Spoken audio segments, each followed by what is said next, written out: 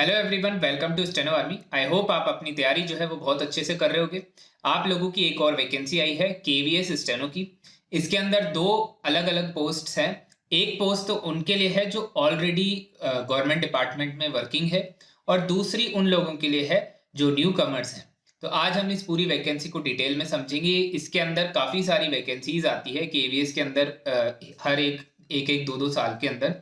उसमें से कुछ वैकेंसी स्टेनो के लिए होती है। तो मैं आपको पूरी स्टेनो के अंदर जो दोनों वैकेंसीज है वो पूरी डिटेल में समझाने वाला हूँ। बस एक चीज आपको ये ध्यान रखनी है कि ये वैकेंसी ओवरऑल इंडिया में बेस्ड है, मतलब आपका ट्रांसफरेबल जॉब रहेगा। तो अगर आप लोग अपने ही स्टेट में, अपने ही होम टाउन में जॉब चाहते हैं, तो उस हिसाब से आपको सोच करके इसको भरना है। बाकी मेरे हिसाब से आपको भरना चाहिए, क्योंकि सेम एसएससी के पैटर्न के ऊपर ये बेस्ड है। तो आपको एक तरह से, अगर एसएससी दे रहे हो, वैसे एसएससी भी ऑल ओवर इंडिया है, पर उसकी प्रिपरेशन के लिए ये वाला एग्जाम भी दोगे तो थोड़ी और अच्छी सी प्रिपरेशन हो जाएगी, क्योंकि सब कुछ सेम रहने वाला है। तो अभी हम इसके ऊपर डिस्कस करते हैं। ये आपको स्क्रीन पे दिख रहा होगा, मैंने पीडीएफ जो है वो टेलीग्राम पे शेयर कर रखी है ऑफिशियल।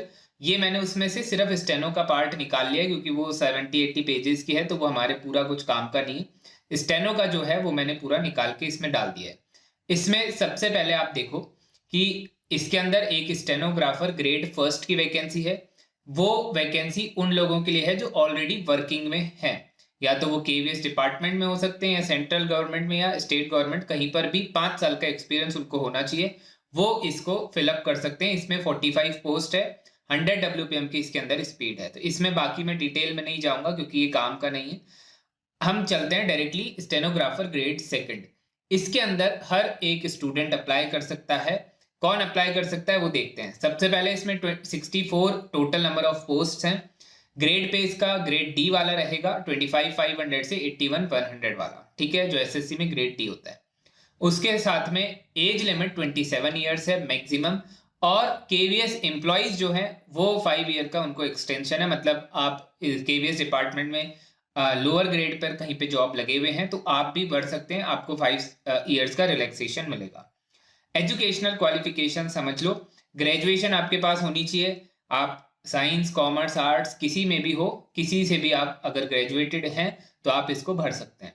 स्किल टेस्ट इसके अंदर 80 WPM का होगा, जो कि 10 मिनट का होगा, मतलब 800 वर्ड इसके अंदर आपके डिक्टेशन में बोले जाएंगे, जो कि ग्रेड डी में बोले जाते हैं। ट्रांसक्रिप्शन टाइम सेम वही 50 मिनट्स, हिंदी के अंदर 65 मिनट्स। कंप्यूटर का नॉलेज होना चाहिए, हिंदी इंग्लिश का नॉलेज होना चाहिए, और प्रोबेशन पीरियड 2 साल का है, जो कि मोस्टली हर जगह सेम ही है। ये तो आपका एजुकेशनल क्वालिफिकेशन इसमें है।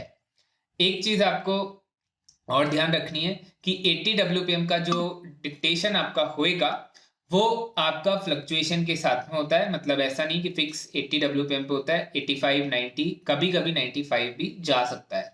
ये थोड़ा सा आपको मैं इसी में बता रहा हूँ, क्योंकि आप कमेंट में पूछोगे, इसलिए मैंने पहले ही आपको बता दिया। अब इसके अंदर ड्यूटीज एंड रिस्पॉन्सिबिलिटीज क्या है।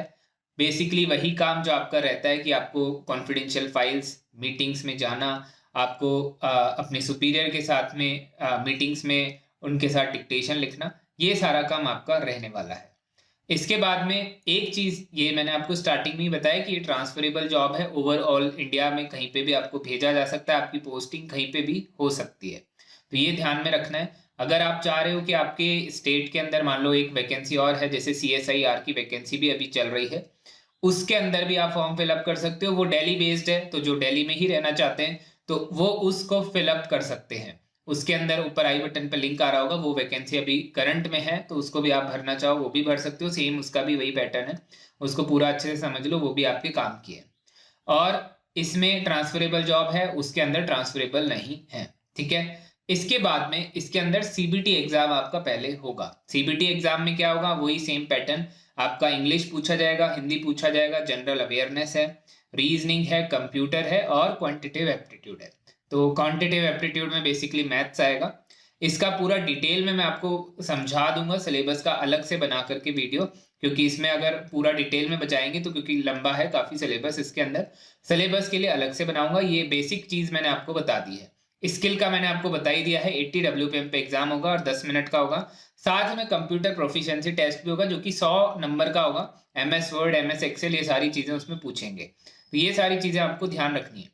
अब एक चीज आपको डाउट होगा कि ये वैकेंसी कब से फिलअप करनी है, तो इसकी अभी तक डेट नहीं आई है। 25 मार्च से ये 20 मार्च को ये वैकेंसी जो है वेबसाइट पे अपलोड हुई थी, पर इसकी जो ऑफिशियल डेट है फॉर्म फिलिंग की वो अभी तक नहीं आई है, और इसकी एंड डेट भी अभी तक नहीं आई है। तो वो जहां तक है, मई तक आपका फॉर्म फिलिंग कंप्लीट होगा, जो कि अप्रैल में शुरू होकर के मई तक खत्म हो जाएगा। मई के बाद आपको 2 महीने शायद मिलेंगे आपका इसके ये सीबीटी की प्रिपरेशन के लिए। मतलब आपके पास 3 महीने अभी से हैं, और आपको अभी से ही करना पड़ेगा क्योंकि सिलेबस थोड़ा सा बड़ा है, उसको कंप्लीट करने में थोड़ा टाइम आपको लगेगा। और ऐसा भी नहीं है कि आप अभी ही शुरू करोगे या वैकेंसी का फॉर्म फिलअप कंप्लीट होएगा उसके बाद शुरू करोगे, अभी से शुरू कर दो। काफी इसके अंदर कंपटीशन भी रहेगा क्योंकि पोस्ट कम है और ओवरऑल इंडिया से सब लोग भरने वाले हैं। और सेम एसएससी का पैटर्न है, तो एसएससी वाले ऑलमोस्ट सभी लोग भरने की कोशिश करेंगे, और भरना भी चाहिए। क्यों नहीं भरेंगे, क्योंकि आपके पास जितनी कम ज़्यादा अपॉर्चुनिटी हो उतनी ज़्यादा आपको उसको ग्रैब कर लेना चाहिए। तो ये चीज़ आपको ध्यान रखनी है। एग्जाम स्किल टेस्ट का आपका ईयर के एंड तक जाएगा। एसएससी का जो है वो फेब मार्च तक जाता है, इसका एंड तक जाएगा दिसंबर के। तो दिसंबर में आपका स्किल टेस्ट हो जाएगा। स्किल टेस्ट की प्रिपरेशन मैं ऑलरेडी करवा रहा हूँ। मेरा बेसिकली काम स्किल टेस्ट की प्रिपरेशन करवाना ही है। हम डेली प्रैक्टिस करते हैं, हर टाइप का मैटर लिखते हैं। मैं आपको डेली 6 मैटर्स लिखवा रहा होता हूँ। 6 के 6 मैटर्स आप अगर लिख सकें तो अच्छी बात है। वैसे 6 की जरूरत नहीं है, आप 2-3 भी लिखेंगे तो आपका काम बन जाएगा। 2-3 का मतलब साल में आप 700-800 डिक्टेशंस लिख रहे होंगे। 700-800 डिक्टेशन आप अगर लिख पाएंगे तो आपका इम्प्रूवमेंट डेफिनेटली होगा। मैं यहाँ पर सारी प्रिपरेशन कराता हूँ, वेबसाइट पे जा सकते हैं, वहाँ पे सब चीज़ें आपको मिल जाएगी। ठीक है, तो ये सारी चीज़ है। इसके अलावा आप अगर स्टेनो कर रहे हो, आपकी कॉमा की मिस्टेक्स आ रही है, तो ये साइड में एक बुक आ रही है 370 फिक्स्ड कॉमा रूल्स। इसको डाउनलोड कर लो डायरेक्टली टेलीग्राम से। इसमें फिक्स हैं वो रूल्स, वो हमेशा ही काम आएंगे। और इस साइड में आपको वो वीडियो दिख रहा है जिसमें आपकी मिसिंग वर्ड अगर हो रहे हैं, डिक्टेशन लिखते टाइम वर्ड छूट जाते हैं, वो कैसे आप सही कर सकते हो वो इस वीडियो से आपको पता चलेगा। अगर आपको इसके अलावा कोई डाउट हो तो कमेंट करके पूछ लेना। तब तक के लिए सभी को बेस्ट ऑफ लक।